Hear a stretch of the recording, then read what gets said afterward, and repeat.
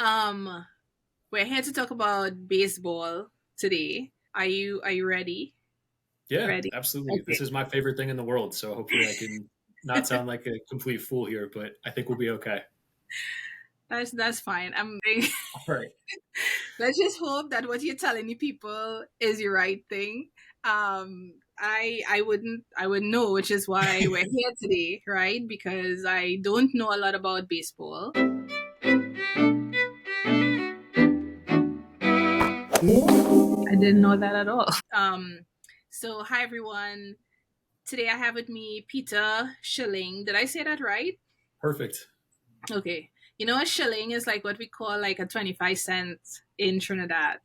It's like a common unit of currency across the world. So I don't Okay. know, somewhere along the line, family was probably a banker, but I don't know. I couldn't tell you the origin any beyond that. So there you go. That's funny. Okay, so I have with me Peter Schilling. I met him here at the University of Michigan Rush School of Business. We actually sat in a marketing class together and got randomly placed in a team. So we had to work with each other for a few weeks. And I think somewhere along the way, we talked about baseball maybe for like 30 seconds. Like, I don't feel it registered with me how much you were passionate about it. So finding out later on how much you were into it, I was like, okay, awesome. I'll have Peter on the show.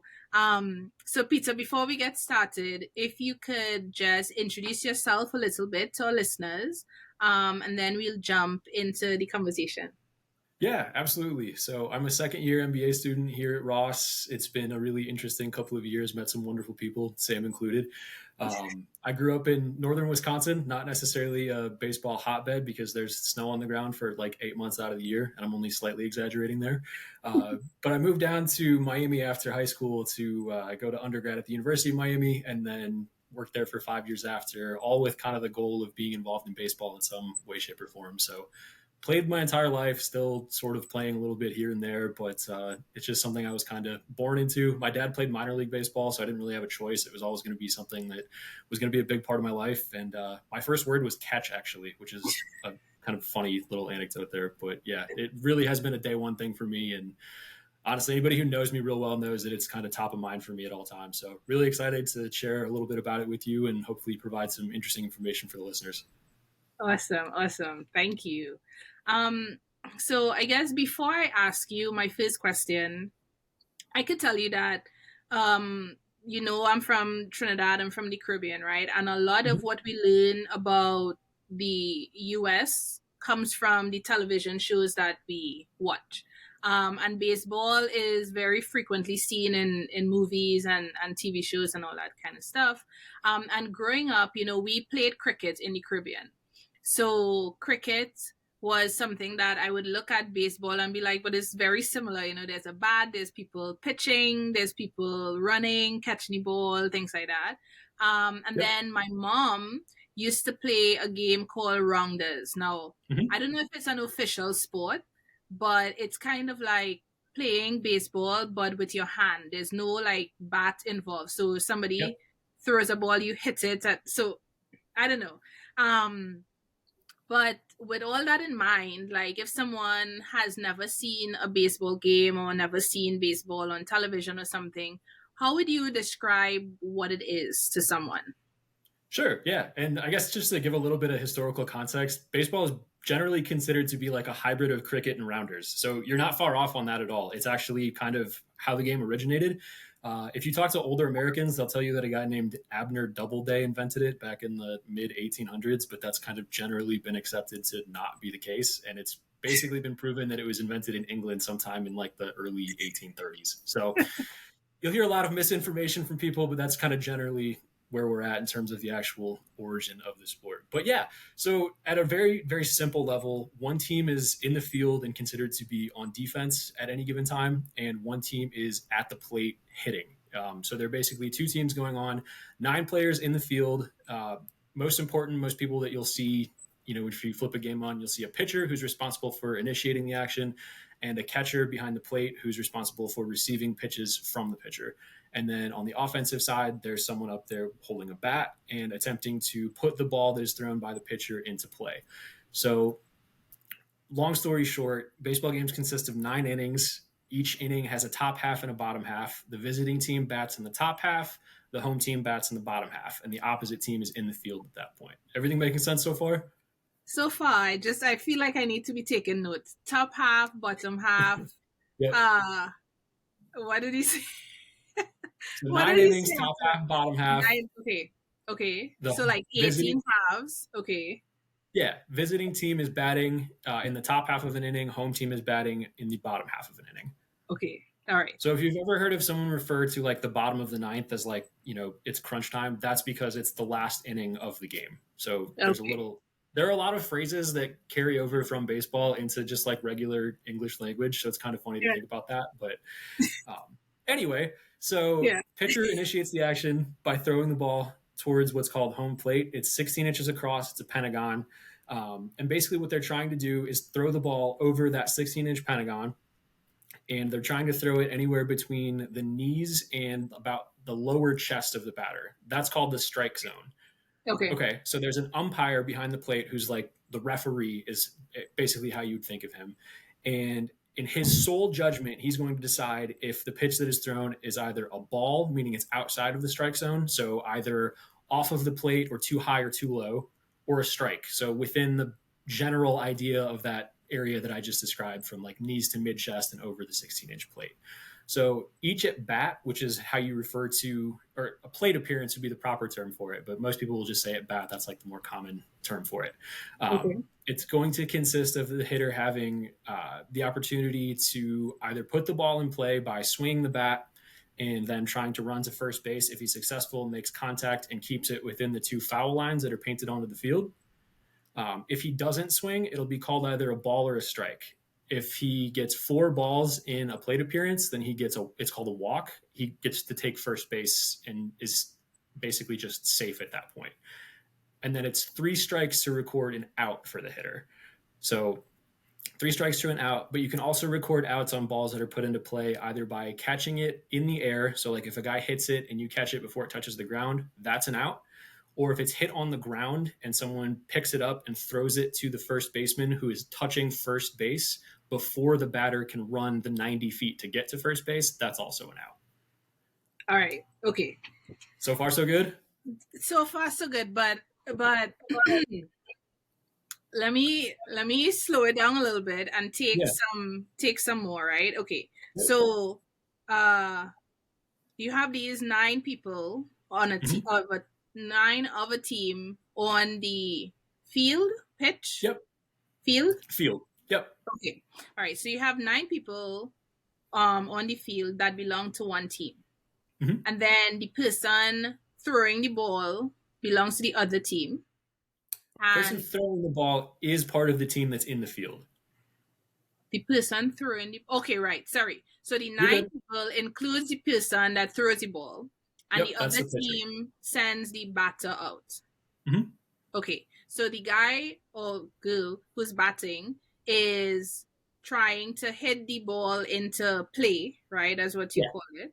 And that Mm-hmm. person with the bat also runs around the different bases, they call them, right? Each Yeah. base. Okay. Um, okay, so that all happens and getting to first base, because you talked about first base a lot, is first base more significant than the others? It's just not, I mean, they're all equally significant except for home plate, which is what you touch to actually score. It's Okay. just that first base is where you have to go to start a play. Okay. So you put the ball in play, and the field is shaped like a diamond because people refer to it as a baseball diamond, as you know. And so Yeah. you're running counterclockwise around the bases. So you immediately take off running to the right.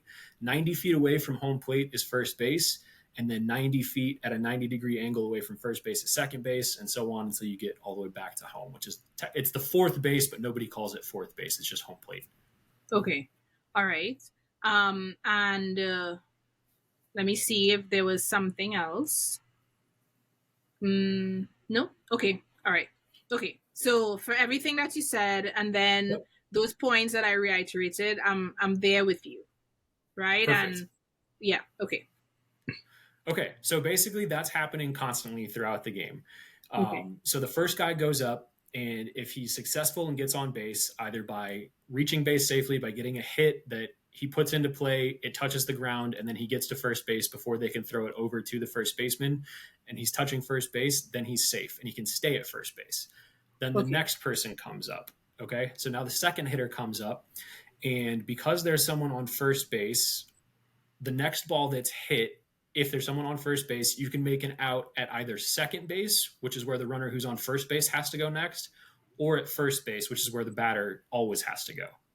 So when you say make an out, that means Mm-hmm. like getting the person who just got to first base because he hit the ball, got to first Yep. base, now has to run to second base, right? As So, soon as a ball is put into play, he then has to run to second base, unless the ball is hit in the air, at which okay, point, if he leaves the base before the ball is caught, he can be thrown out back at first base. okay, okay, all right.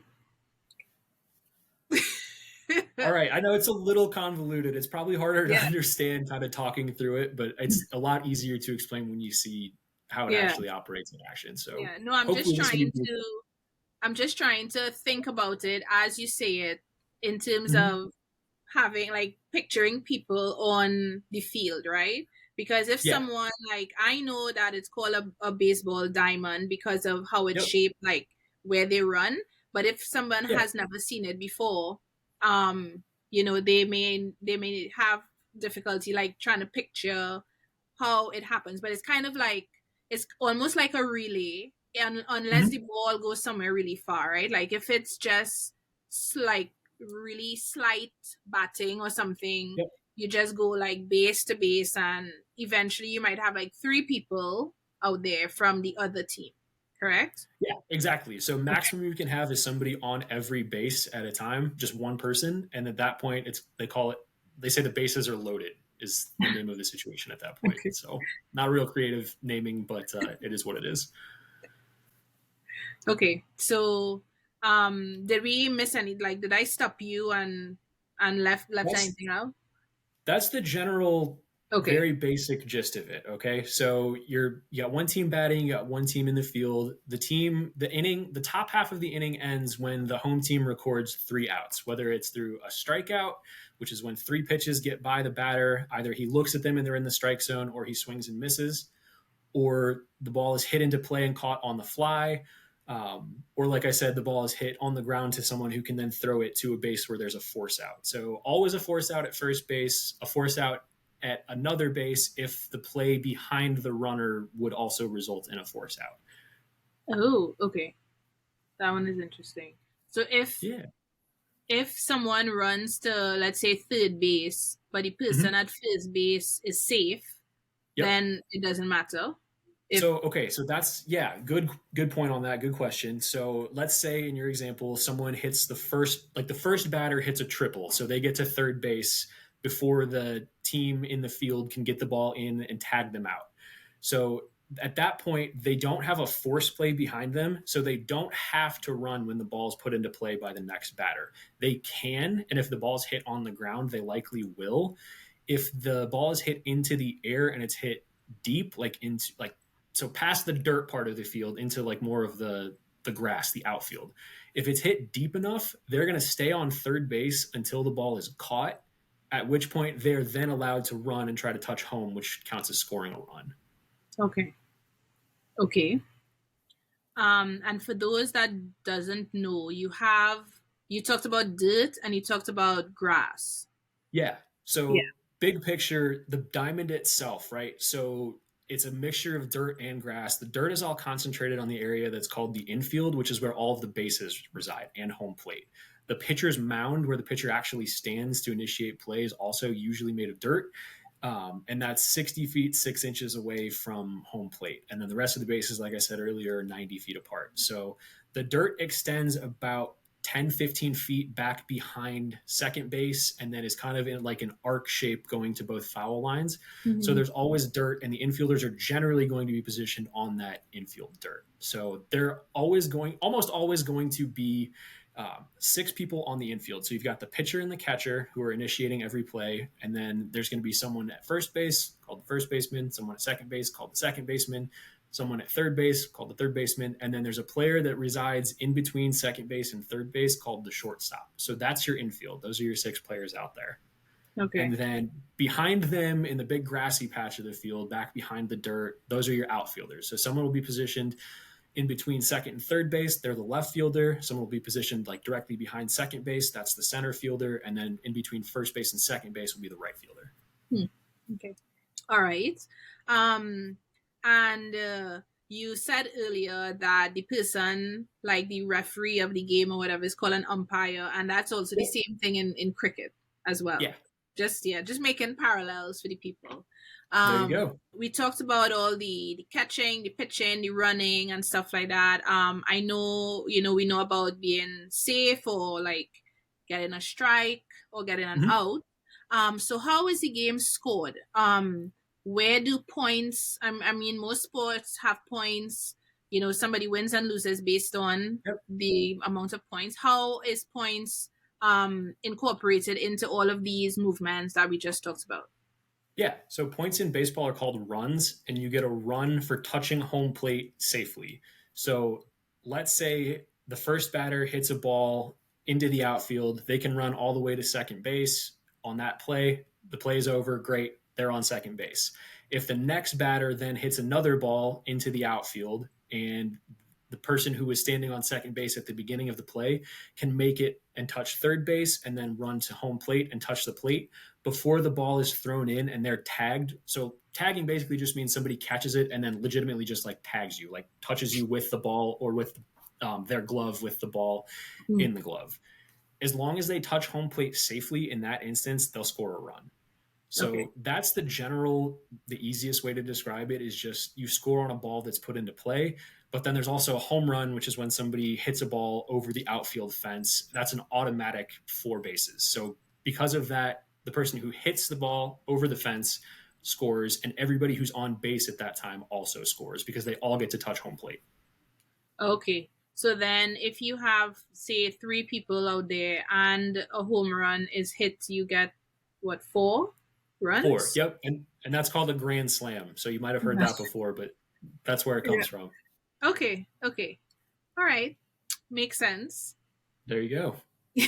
If you want to talk a little bit of like strategy for pitching, I think that kind of ties in a little bit naturally. So, obviously, in an ideal world for the team on defense, you would just not ever let the opposing team put the ball into play. It would just be much easier if they could just throw the ball into the strike zone, either to the point where the hitter doesn't swing at it or they swing and miss at it. Because if Mhm. you do that three times, it's an out, the same way as it would be if the ball was put into play and somebody catches it on the fly, or like I said, they field it and they throw it over to first base before the runner can get there. So it becomes really interesting to see what pitchers actually do to try to not allow the hitter to make contact. And so there are a lot of different strategies that go into it. And you'll see this when you're watching a game because the velocities change pretty drastically between pitches.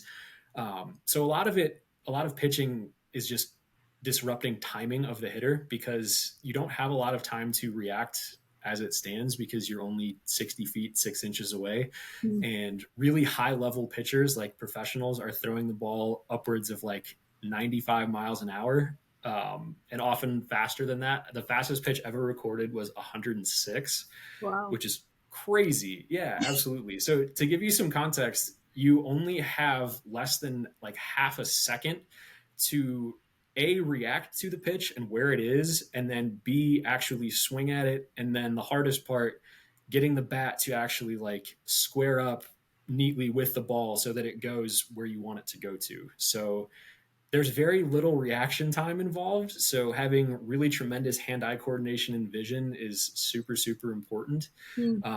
But it would be fine if they only threw hard all the time, and you could just learn to time that, and it would make everybody's lives a lot easier offensively because you just get used to it.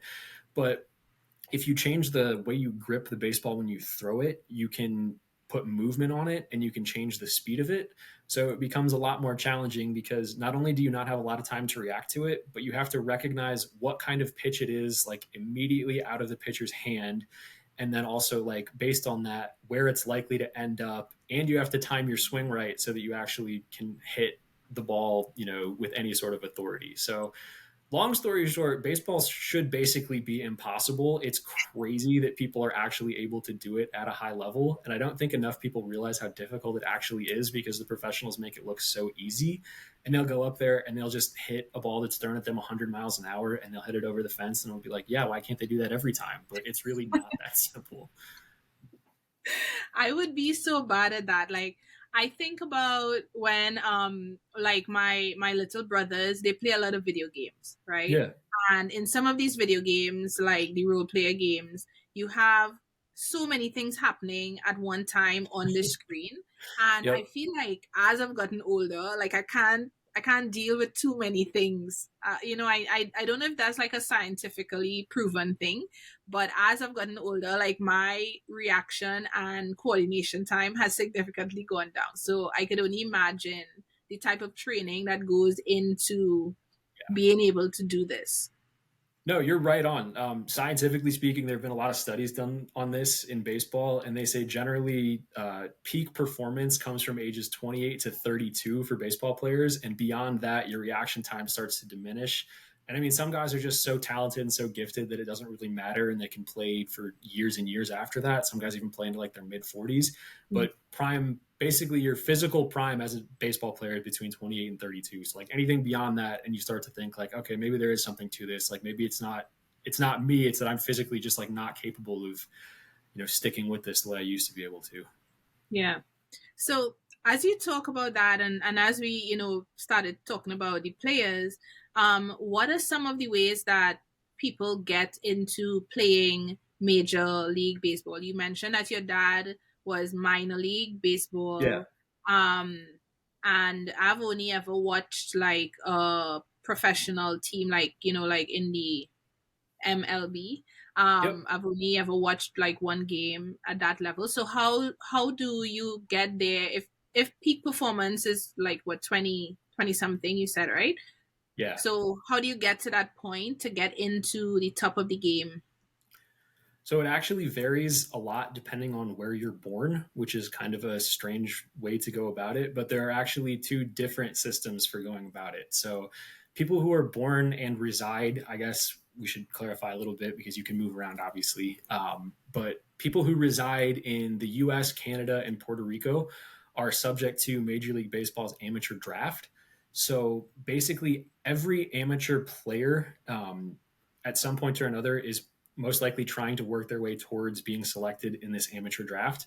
And that can happen either at the end of high school or it can happen 3 years after high school or after you turn 21 if you play for a team in the NCAA, which is the governing body for most college athletics here in the US. Or you can be drafted after 1 year of junior college. So there are junior colleges all around the U.S. that offer like 2 year programs in certain specialty areas, and a lot of them will offer baseball as a sport as well. So those are like the typical paths into it. You can also go back to school if you play NCAA ball. You don't have to go after your 3rd year. You can play your 4th year. But those are like the typical paths to it. And it's obviously really, really competitive and really difficult to be selected. There are only 20 rounds in the draft now. So you think about every amateur player, every person who's graduating high school this year, every person who's been in college baseball for 3 years, or everybody who's played 1 year of junior college baseball. That's thousands and thousands of players. And there are only 20 rounds and 30 teams selecting each round. So not a lot of spots. It's very difficult. If you're not drafted, you are able to sign a free agent contract with whatever team you want. If you are drafted, your rights are basically granted to the franchise that picks you for a period of time up to 6 years. And so you sign your first contract after you get drafted. People who are drafted early on in the draft, like in the first round, they'll sign for a lot of money.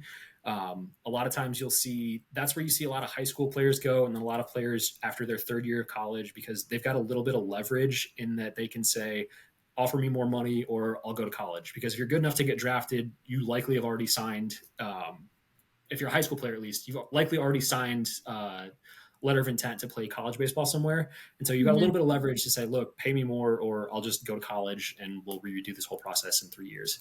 And then kind of the same deal with players in their third year after college baseball. They can say, well, give me more money or I'll go back to school next year. That's a Yeah, little bit of a double edged sword because if they come back, then the fourth year, they don't have any of that leverage because it's just like you're stuck with us and now you'll take what we give you. So yeah, yeah. unless you absolutely blow up your last year of college baseball, it's a big gamble because you might not get as much as you were initially offered. So there's a lot of risk taking that goes into it.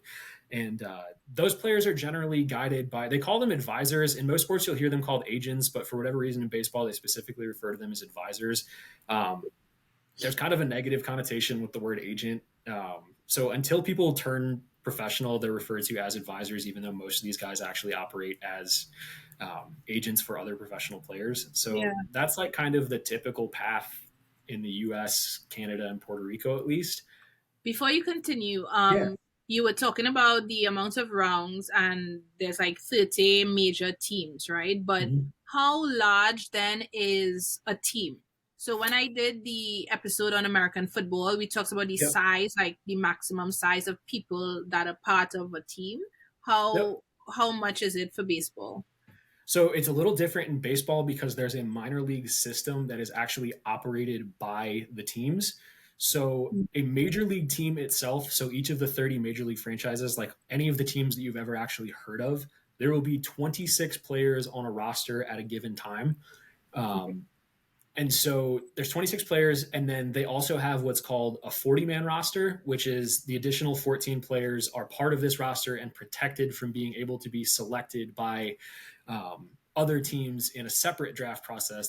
That's a little bit too nerdy probably to get into here on like an intro podcast, but um, basically, every team's got a 40-man roster. Like I just said, only 26 of them are actually active and playing on the major league team at a given time. But every team also operates several minor league teams. And so they're classified into AAA, AA, and then high A and low A. So four different minor league teams going at any given time, each of them in like a smaller city. So like, for example, the Chicago Cubs, my favorite team. So their minor league teams are the in AAA, they've got the Iowa Cubs located in Des Moines, which is like the capital of Iowa. And then they've got the Tennessee Smokies in AA, and then they've got the Myrtle Beach Pelicans, and then the South Bend Cubs. So progressively smaller cities, um, which is really interesting because it gives like these smaller communities exposure to like professional sports, which I think is really cool. So, like my dad playing minor league baseball, he got to play like an hour away from where he grew up in a town called Cedar Rapids, Iowa. So that's kind of neat. And then like my parents live in a town that's got a minor league team there, so it's kind of fun just to go to games and see like guys who are eventually going to be um, you know, possibly major league players. Not everybody makes it. It's really, really difficult, even once you get to that level, to progress up, a whole lot further. But obviously, some people do. Otherwise, there wouldn't be much of a sport left here. Yeah. But yeah, that's sorry, I got a little bit of a tangent there, but that's kind of the gist of the minor league system. And so yeah, to answer the original question, 26 players on a given major league roster, but the organization itself has a lot more weighting. Okay. Good to know. Good to know. Um, and you said something there that I actually forgot to ask you in terms Yeah, of players being able to both hit and pitch or catch. Like do yeah. players interchange their roles, or within the 40 roster, the 26 active people, is it like you have like specialties? Yeah, specialties. You're generally going to have specialties. So at least in the as far as pitchers go, they're always like pitchers are pretty much only going to pitch. They're not going to play in the field. They're not going to bat. They're always just going to do that. Aside from that, like players who play in the field will generally have a primary position. So a lot of guys are just based on body type or based on um, arm strength or reaction time, whatever. They're going to play certain positions because that's just going to be where they perform best. But for the most part, people are going to stick to one, maybe two positions and interchange a little bit here and there. But for the most part, guys stick to one position. Thank you for indulging that, but you were going to talk about the second way, right? You said based on where you live. So we talked about Puerto Rico, US, Canada. Yep. So Um, they're all subject to the amateur draft. And then everybody else, with the exception of Japan and Korea, which I'll talk about here in a second, they've got a different system. But okay. everywhere else, you're subject to what are known as like the international free agent guidelines, which MLB has put together, over the last few years. It's part of the collective bargaining agreement between the league and the players union, and it basically governs what teams can do to sign players. So basically, when a player who's not from Japan, Korea, Canada, the US, or Puerto Rico, so the big countries that you think of are the Dominican Republic, Venezuela, Mexico, Panama, and Cuba is another separate situation that we'll get into a little bit. But basically, anybody from outside of the countries that I just mentioned, they go through this international free agent process beginning the year they turn 16. So these are legitimately children being signed by these professional organizations, which is crazy to think about. But as long as you turn 16, or you are 16 or turn 16 by September 1st of a calendar year, you're eligible to sign in the international free agency period. And so you have these teams that are going into these countries and scouting like 12, 13, 14-year-old kids to see like who's got talent, who's potentially worth signing. And every team is given a specific amount of money that they're allowed to spend on these international free agents in a given year. And Mhm. that's determined based on how they performed in the previous season. And it's done in reverse order of the standing. So, like the team that finished with the worst record last year will have the most money to go sign international free agents the following year. It's Interesting. sort of done to help balance the playing field a little bit because otherwise the richest teams, so you think like the Yankees, the Red Sox, the Dodgers, whoever else, would be able to just go in and sign all the talent, and you just see like 4 or 5 teams continually, winning everything every single year. Kind of like the Premier League in soccer, where it's like you've Yeah. got Chelsea, Manchester United, whoever else, just kind of taking all the talent away from these smaller clubs and doing that. But yeah, that's basically how it operates. It's a little bit different in Japan and Korea because they have more established professional leagues over there. Not to say that there aren't established professional leagues in the other places, like the Dominican Republic has a winter league, Mexico's got a professional league, Venezuela's got a league. But Japan and Korea in particular have had longstanding leagues that have been around for much, much longer. And Mm. so players from Japan or Korea have to go through what's called the posting system, which is basically where the team that controls their contractual rights says, okay, they've done great for us, but they're basically ready to move on to a bigger challenge at this point. And so they go through this posting system where the team says, okay, they're available to be signed, but you have to pay us X amount of money in order to even have the rights to negotiate with them. And then from that point, the major league clubs can come in and negotiate with them and make a sales pitch and say, hey, come play for us, yada, yada, yada.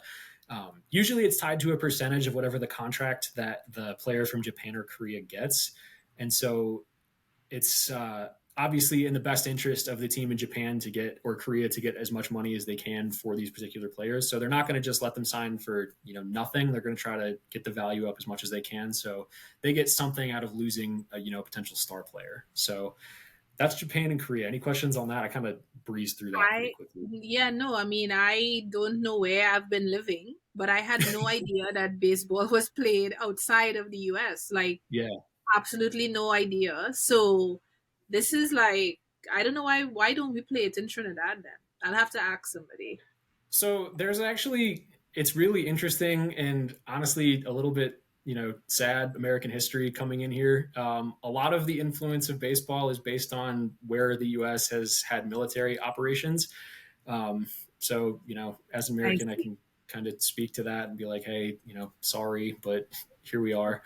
Okay. Japan, in particular, around the time of World War II, both in Japan, where the U.S. had military operations, but also domestically, where obviously there were some horrible, horrible things going on here. But baseball kind of picked up within the Japanese community, and then just like a cross cultural exchange kind of Mm. um, pushed across. And then the story in the Dominican Republic, which I'm a little bit more familiar with because I've done a lot of research on it and been there a few times. Basically, the sugar plantations that operated all across the Dominican Republic were owned by U.S. companies for the most part. And so, they would come down and they would actually sponsor teams based on whatever, sugar plantation you worked on. You played for the team that plantation sponsored. And so the game kind of grew from there, and then became like a point of local pride. And to this day, probably outside of Japan and Korea, the Dominican League is probably the most well known outside the US in terms of like actual professional leagues. That is very interesting. It makes sense. Obviously, it makes sense, right? The Yeah. Americans would go and take their pastimes with them Yep. wherever they go. So that makes sense, but I had no idea at all. Um, to answer your previous question, no questions about Japan and South Korea. I will Okay. take what you say at face value and accept that information. All right. All right. You can You tell I'm said, kind of a nerd about this stuff. yeah, no, I mean, I love it, right? I love how passionate you are about it, and it shows. You said that Cuba was a different story. So Cuba is different. Well, mostly because of the history of trade relations between the U.S. and Cuba. So obviously, for a long time, the embargo was in place, and under the Obama administration, slightly loosened a little bit. Mm. Um, but that has also impacted the way players are signed out of Cuba, which is one of the most talent-rich places in the world in terms of producing professional baseball players. So the league is actually run in Cuba by the Cuban Baseball Federation, which is entirely controlled, obviously, in a communist country by the leading party at any given time. And so, because of the embargo, for a long time, U.S. teams weren't allowed to directly sign players from Cuba. And so the workaround there was, generally speaking, the players would defect from Cuba. They would take the Cuban national team to a tournament somewhere outside of Cuba, and the best players would defect, and they would just remain in the country and try to find a way to establish residency in a third party country, in order to basically get by the embargo restrictions on signing players out of Cuba. So yeah, that's kind of the story. And then I guess that's like how you actually get signed, and then from there it's all about performing in the minor leagues, and showing that you're capable of playing well against high level competition and working your way up. So most people start off at the single A level, work their way up, get promoted to double A, then go to triple A, and then eventually get called up to a major league roster. And it's Mm. a really, really difficult process. Very few people are actually able to do it, but it's the way it's been for a long time, and I don't foresee it changing anytime soon. Okay. So just to confirm if I got this right or not, Yeah. if you get signed, like say an American, Canadian, or Puerto Rican gets signed out Mhm. of college, do they still go to the minor league first before the major league?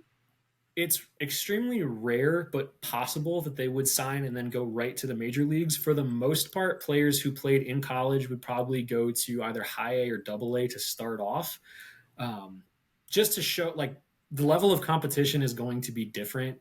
Like even the highest level of college baseball is probably not going to be as competitive as the lowest level of professional baseball.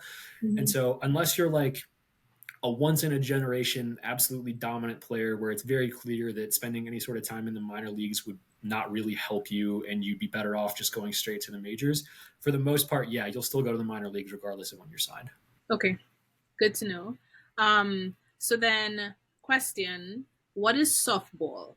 Is it the same? Is it the same thing? Just but yet still like Very, it, very, very similar. It's not quite the same. It's played on a smaller field with a larger ball and a smaller bat. yeah. Um, And the Okay. main difference is that pitches are thrown underhand as opposed to being thrown overhand or sidearm, like you would see when you're playing baseball. So, and there are also a couple of varieties of softball. So, like there's fast pitch softball where they throw underhand, but they're still trying to throw it basically as hard as they can with movement, whatever else. And it very much resembles baseball, like I said, just on a smaller field. And then in the U.S., what's popular with a lot of like former players is slow pitch softball, where instead of like throwing it as hard as they can across the plate, you basically lob it in underhand and just make the play from there.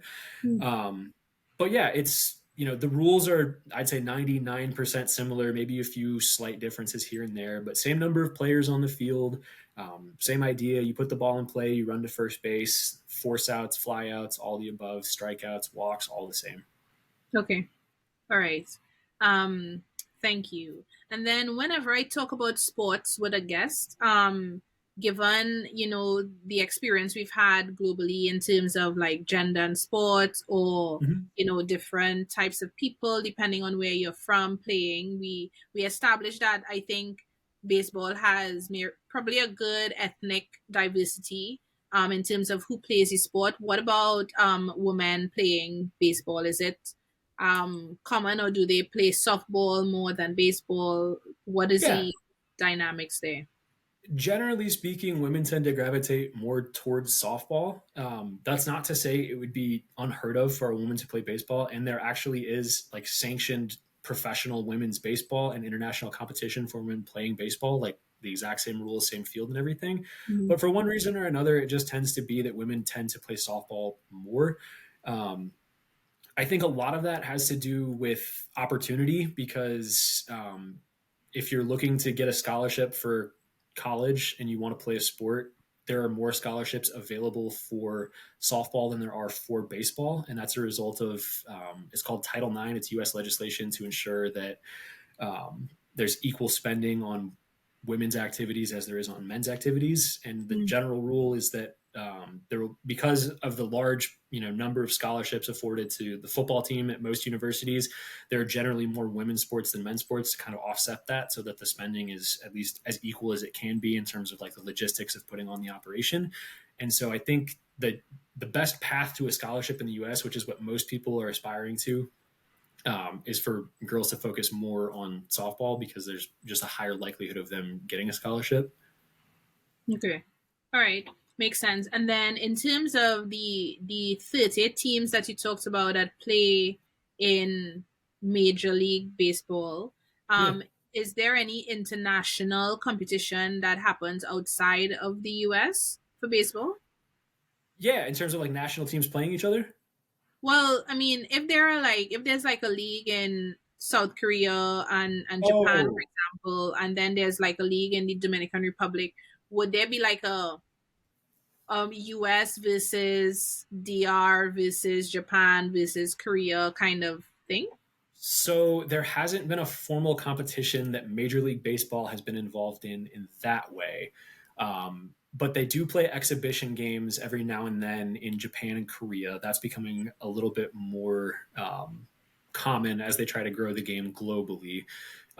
What you're describing is something that actually happens in the Caribbean. It's called the Caribbean Series. So Mexico sends a team from like the winner of their professional league, the Dominican Republic Professional League, the Puerto Rico Professional League, and the Cuban Professional League, and maybe Venezuela too at this point. It's been a while since I've watched a Caribbean series, but Mm. they all come together and actually do play kind of exactly what you're describing. It's almost like the Champions League in Europe, where like the winners of every league get together and play a competition, Yeah. exactly like that. And that takes place over the winter, and it's actually really fun and exciting to watch because you get to see some of the talent that's kind of up and coming that hasn't made it over to the U.S. yet. Mhm. Or in some cases, also like because that happens during the off season for Major League Baseball, a lot of players who are from those countries will go back and play with a local team close to where they're from.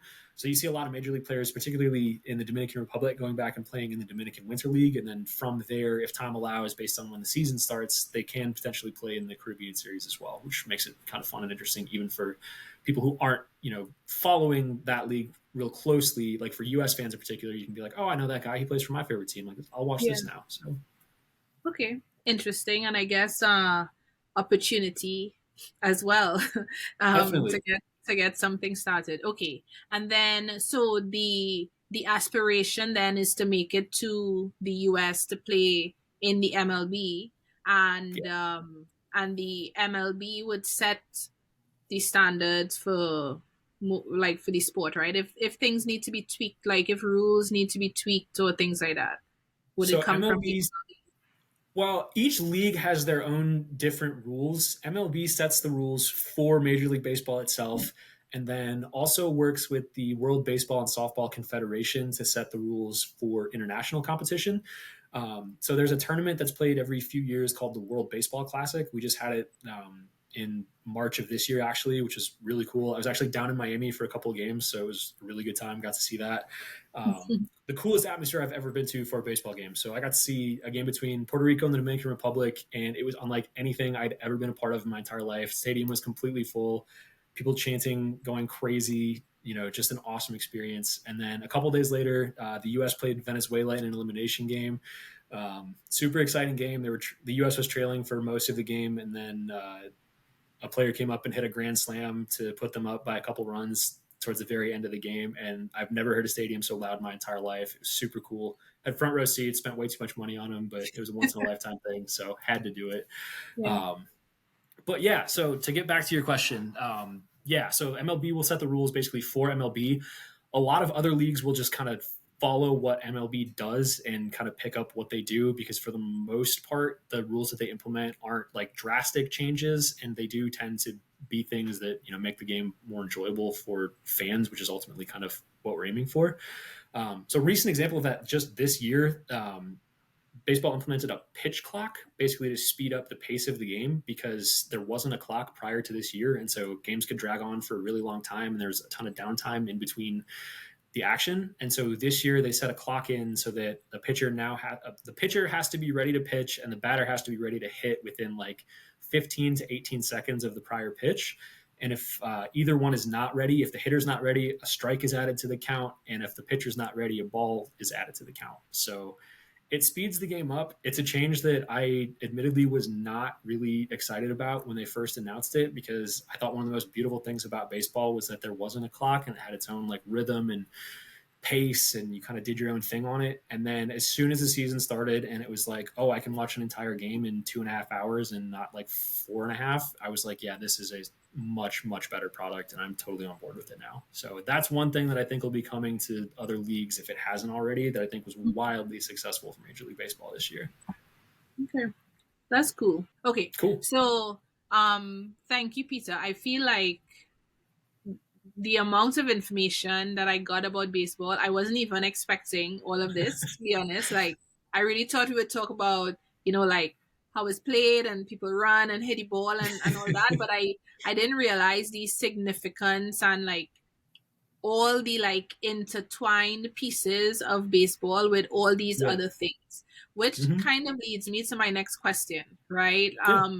Baseball seems to be such a big part of American culture. I don't know Mm-hmm. between baseball and American football, like which one has like a stronger pull on people, on the culture.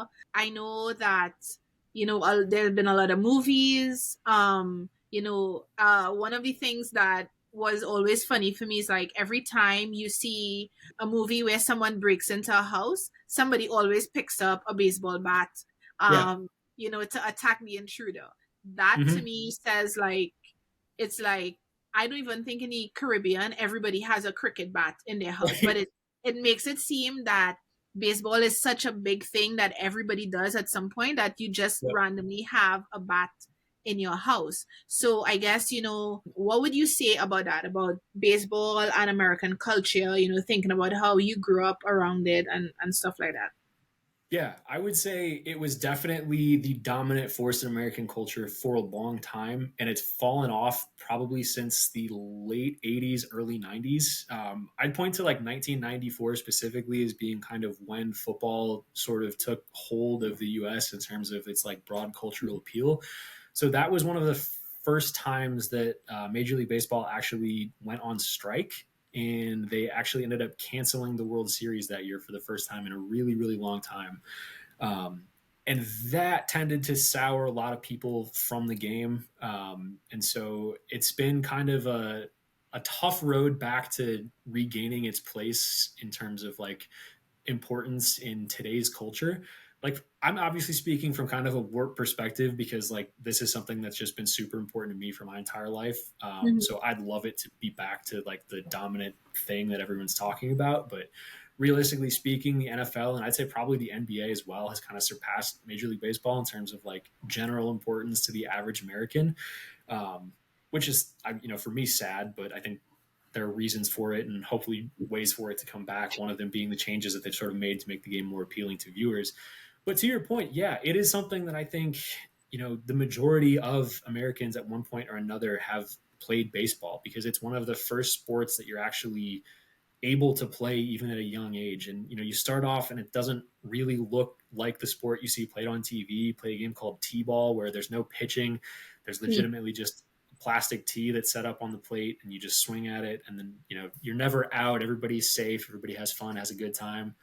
Personally, I hated T-ball because I knew the rules already, and I was like, no, I tagged him out. Like, he has to go sit down. This is dumb. What are we doing? So for me, it was like, okay, I don't get it. Wake me up when we're actually playing the game because I know how this operates. So that was kind of the thing for me. But you're exactly right. Like, it's one of those things. Like, I would bet if you looked in the garage of the average American, there's a really good chance that they have a baseball bat sitting in there somewhere for one reason or another. Whether it's, hey, I used to play for fun, or hey, this could be a weapon if needed. Like, it's Yeah. just a thing that everybody's got. It's so ingrained in the culture that I would, like I said, I bet almost everybody's got one hiding somewhere, and I personally have like 10, so I'm probably dragging that statistic up a little bit here, but that's for other reasons. I will give honorary mention to two baseball bats that have been significant to me, right? All And I right. haven't played. It's the one in Signs. So Signs, the movie with Mel Gibson, Yes. right? When the Yep. aliens and they were allergic to like water or something. And Yeah. that iconic moment when he was replaying what his wife told him before she passed and, to tell her brother to swing and all that, right? So that was Yep. that one bat. And then the For other sure. one was the bat from Walking Dead, which was a Yeah. very iconic bat with the the The barbed wire, wire. Yeah. yeah, around it. So those to me, I think, two that when I was thinking about this episode, it just like came to me. Those I know about. Of course, along with all the others that show up in movies and television shows. hmm Um, yeah. Do you have a favorite bat from some pop culture or something? So there's a movie called The Natural that came out, I want to say in the 80s. And it's based off of a book, but the movie, you can obviously see it. Basically, what happens is the main character, he lives out on a farm, and one day, this big tree that they've got on their property gets struck by lightning. And he takes like the ruined wood from the tree and turns it into a bat that he calls Wonder Boy.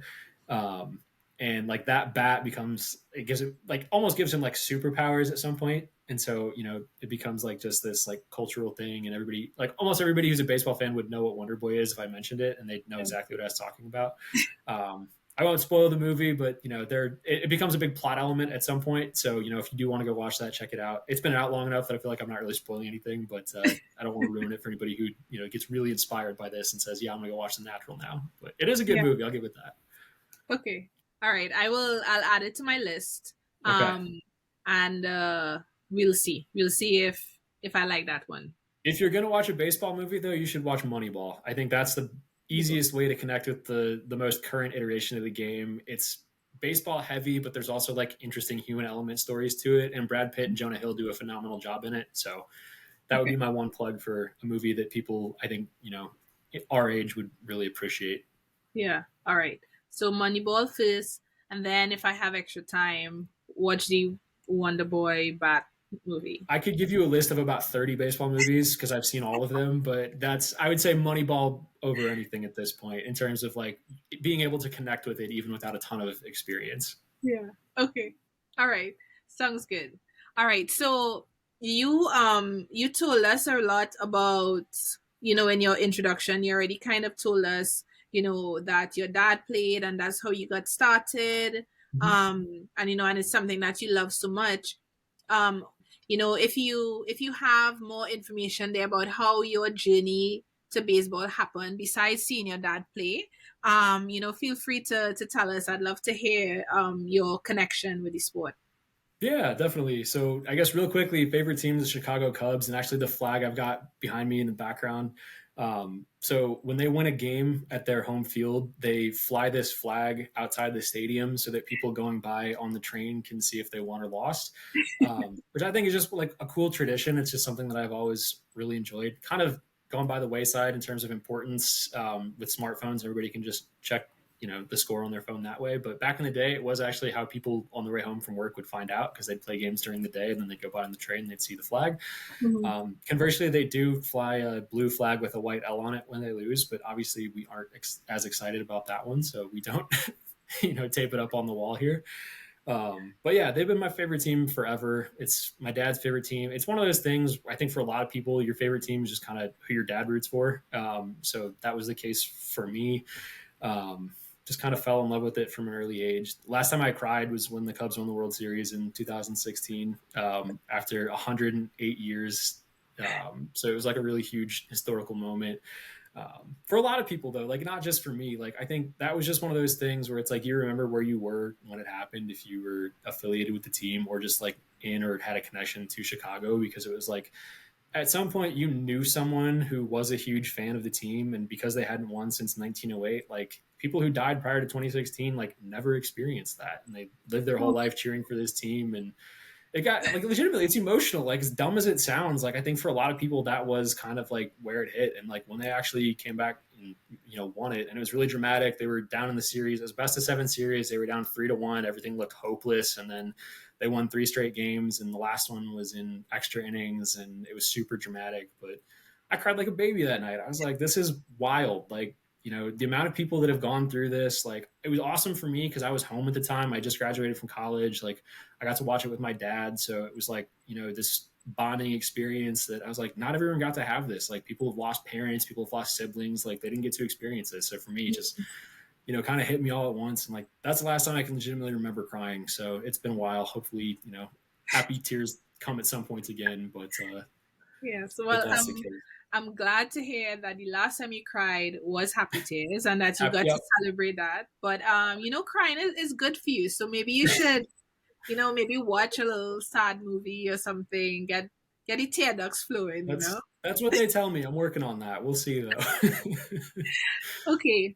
And so the Chicago Cubs, okay. Yeah. Um does every state have a team? Like is it like one team per state? Not quite. So there are only 30 teams, obviously, with 50 states. Like just by numbers alone, that wouldn't make it possible. So it's very regional. And then on top of that, New York, Chicago, and Los Angeles all have two teams. So Chicago's got the Cubs and the White Sox. New York's got the Yankees and the Mets, and then LA's got the Angels and the Dodgers. So it's all kind of divided very regionally. At least it was until the game became more available nationally in terms of like being able to watch it on TV or watch it on the internet or whatever Mm. other medium you chose to watch. So a couple of teams have really large national followings just from being more exposed in the past. So like obviously the Yankees are probably the most well-known sports franchise, American sports franchise in the world. So they've got a huge following. But then the Cubs and the Braves in particular, the Atlanta Braves, they were both broadcast nationally for a long time, like every single day before that was really a known thing. The Cubs, because they had a connection with WGN, which is a TV station based out of Chicago that most houses could get over the air for a long time, like from the 1950s all the way up until the mid 2010s. And then the Braves, because they were owned by Ted Turner, who owns Turner Broadcasting, which is TBS, which is another mega station that gets just broadcast all over the world. But those teams in particular, I think, have tremendously large followings because of that. But then I would say for most people, it becomes more of a regional thing, and like I said, kind of who your dad rooted for growing up. That's Mm. kind of how you develop a connection to it. I'm curious to see how that changes moving forward now that like kids are born and they have an iPad in their hand from the time they're like 4 or 5 years old, and now they can just watch whatever game they want to. Like I would have killed for that when I was a little kid because that would have been awesome. But for me, it was just like, well, the Cubs are terrible again this year, but it's the only game I can watch, so we're gonna watch it, and that's gonna be great. But now you got kids, like I said, 4 and 5 year olds can be like, oh, I live in North Dakota, but I want to watch the Baltimore Orioles because I like Adley Rutschman. I think he's a great player, and that's what I want to do. So I'm an Orioles fan because I can pull up the game on my iPad. So I think Mm. that's a good change. It's something that I hope will help the game grow a little bit because it's been a problem getting people to like be invested and excited about baseball for a long time. But I think this is something that will help kind of grow the game and hopefully get more young people interested in it. Okay. And do you have any favorite players? Yeah, so my favorite player, he used to play for the Cubs. He was on the team when they won the World Series. His name's Javier Baez. He plays for the Detroit Tigers now. Um, that's not going to be a popular choice with fans of the Detroit Tigers. So anybody listening will not be thrilled to hear that because he signed a huge deal with them 2 off seasons ago and has not performed well for the majority of the time that he's been with the team. But he's just the most exciting player that I've ever seen play baseball before. And he would just do stuff on a baseball field that would make you, at times, irrationally, like, why would you do that? I cannot believe you'd do something like that. And then at other times, you'd be like, I can't believe you are physically capable of doing something like that. Like, just the way he plays the game is just incredible to watch. And he's one of those people who like he's very emotionally driven when he plays, and that's something that sort of stands out because for a long time baseball is one of these like stoic sports where it was like don't show emotion, don't get excited, act like you've been there before. And that's how I was raised playing it. And so like for me it was always, you know, really strange to see people like get excited about it. And I, to be honest, like I resisted that for a long time just because I was like, no, that's not the right way to do it. That's not how it is. But I can say honestly, I'm completely over that now. Like I think that's so dumb to like bottle that up. And like he's one of those players that celebrates every little thing he does on the field, which I think is awesome. And like he'll talk smack back and forth with the other team. And like 10 years ago, if you'd asked me about it, I'd been like, no, that's wrong. He shouldn't do that. And now I'm like, yeah, absolutely. Like say whatever you want. Like you're feeling it, go for it. Like I think that's fantastic. And so I think that's just like one thing that I think I try to take away from baseball now is just like celebrate every little thing that you do because even outside of the context of the game, like celebrate little accomplishments and stuff like that, which easier said than done, but Mm-hmm. it's important to do because you don't know how many of those you're going to have in your life, and everything's worth celebrating to some degree. So Yeah. that's my big takeaway from baseball. That and learning how to fail because it's going to sound crazy, but like even the most successful baseball player fails 7 times out of 10 is kind of the phrasing that people talk about when they think about this sort of thing. So like, a 30% success rate in almost any other context would be horrible and you wouldn't feel great about it. But you know, I know going into a baseball game that I'm not going to perform well 70+% of the time. And so for me that, I carry that with me in terms of like don't be afraid to take a risk on something because there's always going to be another at bat. You can just bounce back and get after it next time. So like if I were to boil down like the two things that I've learned most from baseball in my life, celebrate the little things and don't be afraid to fail because everybody's going to at some point and it's all about how you bounce back from it. Yeah. Yeah. I like that. And thank you so much for sharing some words of wisdom with us. Absolutely. Sorry to get a little profound on you there. This was pretty lighthearted until now, but then we talked about people dying and failure and all that. Wow, this really emotional range here, Sam. Yeah, yeah. I know, it happens, It's all good. Absolutely. It's all good. Um, one cultural thing that I forgot to ask about Yeah. the chewing and the spitting. Um, I think it's tobacco that they chew. Yeah. Do you Well, know okay. what's up So with that? yeah. So for a lot of guys, it's tobacco. I never did chewing tobacco. Just never had any appeal to me. Yeah. So the honest answer there is that, like I said, there's so much downtime during a baseball game that it's almost like a nervous tick that you need just something to occupy your mind with, or just something to like give yourself something to fidget with. And so a lot of guys like it becomes just like I need to chew on something. So a lot of people it is tobacco, which is gross and not something I would ever recommend anyone try.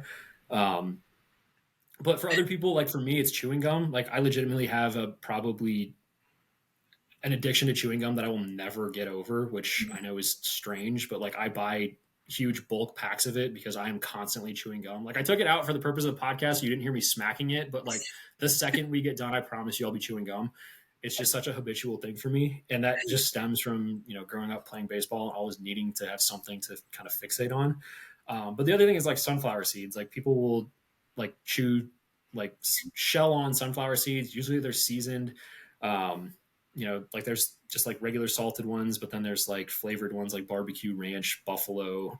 If anyone tells you their favorite flavor of sunflower seeds is dill pickle, you should immediately disassociate from that person.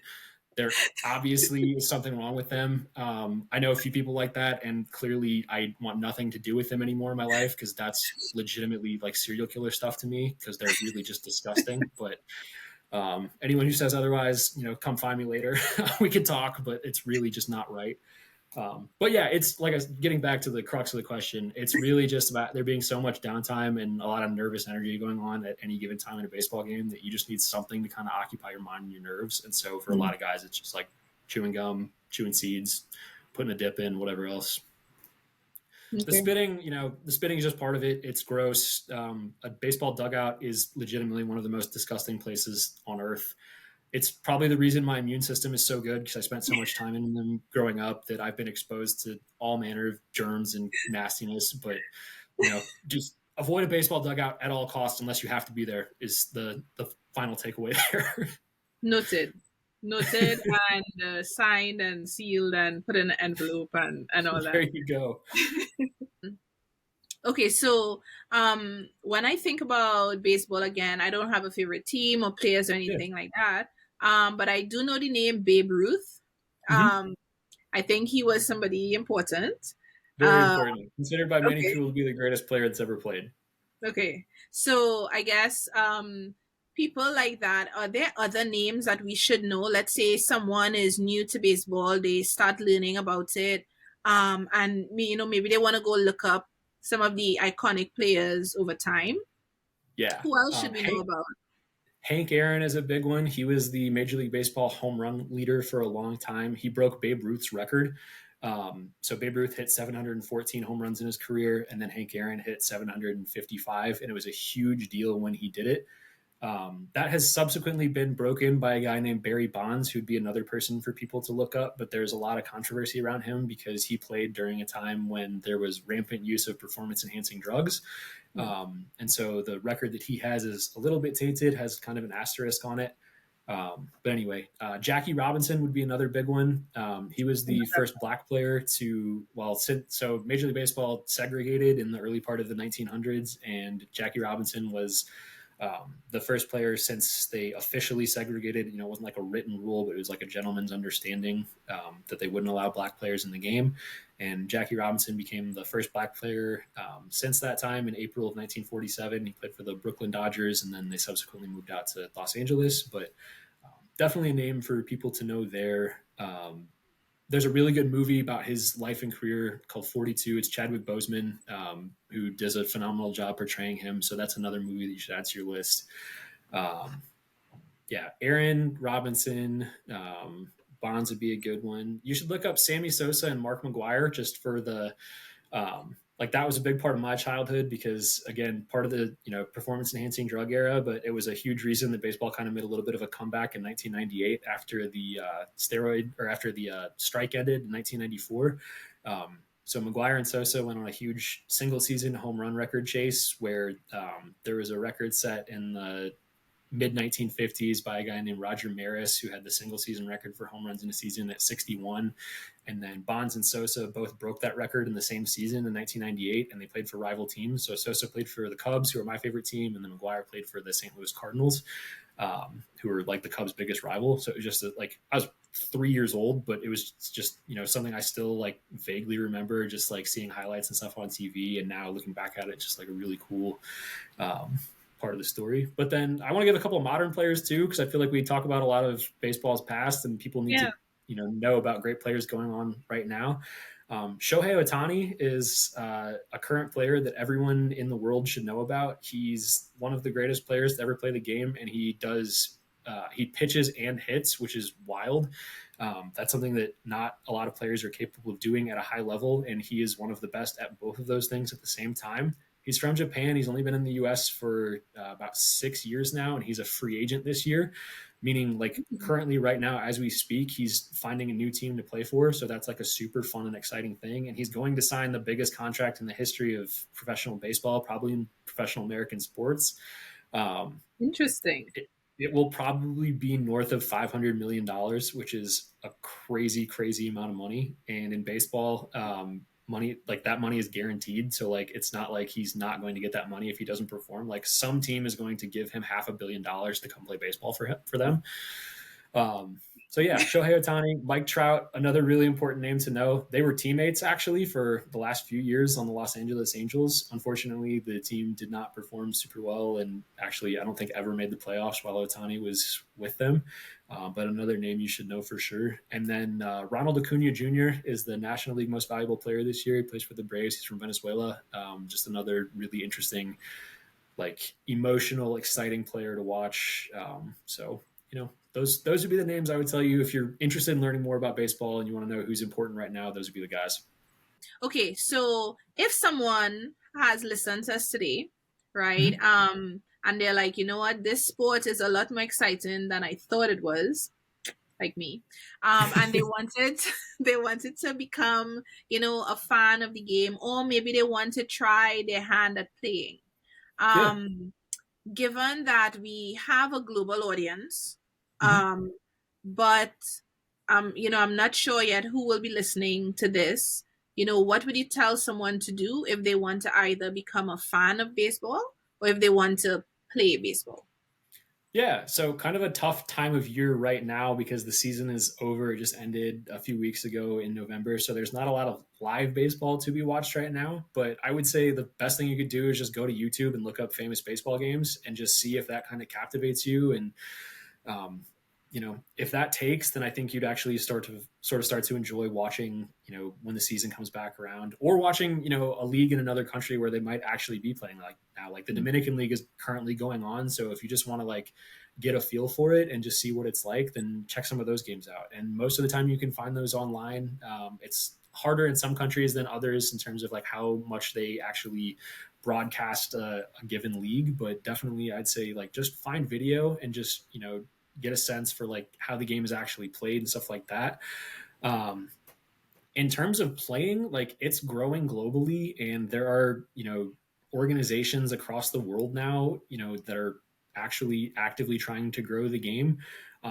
Little league baseball in particular is generally aimed at like children, like up to like age 12, but that'd be a good way to get involved in the game, is just to see where you live if they have a little league chapter. And that's across the world, like people from Europe, people from Africa, Australia, all over. Like there are little league chapters everywhere. They all send people for the qualifying tournament to play in the Little League World Series that happens every year here in the U.S., which is really cool. It's like a great way to see how the game is growing internationally. So just look for organizations where it's happening. I'm sure, like on social media, I'm not a big social media person, but like I'm sure you could find like baseball enthusiast clubs locally, um, just to sort of get a sense for like who's talking about it or like who lives there, and is interested in it and can share with you. The best thing you could do, honestly, is just find someone who's like knowledgeable about it and willing to sit down and talk with you about whatever's going on, because it's just going to be so much easier to understand if you have somebody with you that's excited about it and knows what they're talking about. Mhm. But yeah, those would be my suggestions. It's because of the amount of people it takes to play a full game, it's tough. It's not like basketball where you can just show up to a park and see people playing, or like get a few people to go play like a 5-on-5 soccer game, whatever it is. Mhm. Like it's difficult, but they exist. They're out there, and I think you just got to go looking for them if that's something you want to try. Start. I mean, the easiest thing to do just to start with is just find a baseball glove and find somebody else who's got one and just go play catch. Like just throw a ball around and get a feel for it, just to see if it's something you actually like to do. Yeah. And they could, I guess, hire you to go to a game with them and explain everything. I do it for free. You don't have to pay me. I'm just happy to be at a baseball game. Absolutely. Okay. Thank you for that. Um, so Peter, we have 100% broken the record of longest recording I ever. hope that's a good thing. I think so. I think that Okay. only means good things. It just shows, and I know I could ask you a million more questions, and you will have an answer. Okay. We could be here till midnight if we Yeah, wanted to be. yeah, we could be. But I will not keep you too much longer. All Um, right. is there anything that we did not get to talk about today that you think is important to share? I think we covered the majority of what I wanted to hit on. I would just say, give it a chance. It's maybe not the most exciting sport if you don't know what's going on or if you've never been exposed to it, but give it some time. And I promise the more you watch, the more you'll fall in love with it. I think that's a perfect thing to wrap us up. Well, Peter, thank you so much. This was a really eye-opening conversation. I'm not lying when I tell you that I got a lot more than I bargained for. But I'm very happy about that. This will be a fun one, I guess, for anyone who is both a fan or completely new to baseball. Definitely. So I want to thank you so much for taking the time to share with us. Um, and yeah, I hope you had a good time sharing as well. I did. I definitely did. Thank you so much for having me. This has been way more fun than I ever could have anticipated, and I'm so glad I got to do it. And thank you. Really, this has been awesome. So I was just telling um, my friend the other day that I need to sit and re-listen to my episodes as well. Because I learned so much in the moment that sometimes after we have this and after I do all the editing and everything, I, forget half of it, not all of it, like maybe just some bits. But yeah, I'll definitely be re-listening to myself saying that I need to re-listen to my episode.